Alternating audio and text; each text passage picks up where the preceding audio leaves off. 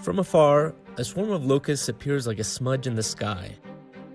Only as it gets closer does it come into focus.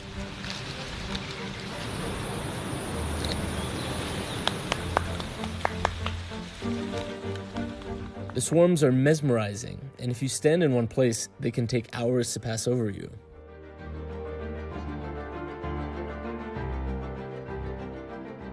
My name's Max Barak, and I'm the Nairobi bureau chief for the Washington Post. Ethiopia is facing its worst locust outbreak in generations after an uncommon weather pattern in the Indian Ocean caused relentless rains across the region. Travel to the south of the country to a normally dry area with big valleys where people herd cattle and goats. Riding on the wind, locusts would descend into the valleys by the billions.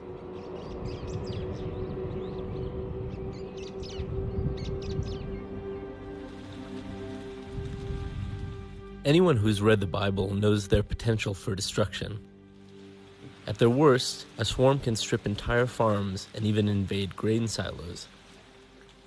Locusts are essentially a hormonally charged subspecies of grasshopper. They undergo an almost total transformation when there's enough moisture in the sandy soil of their breeding grounds. In northern Ethiopia in 1954, locusts devoured nearly 100% of the plant cover, and together with a drought, caused a year-long famine. Locusts are cold-blooded and get their energy to fly from the sun. Ethiopia, for instance, has just 3 operational crop dusting planes to spray insecticides. The planes have to take off early in the morning when locusts are on the ground and immobile, but frequent rain and fog often prevents the planes from taking off. By the time pilots reach the swarms, the locusts are already in the air, spread out over miles and miles.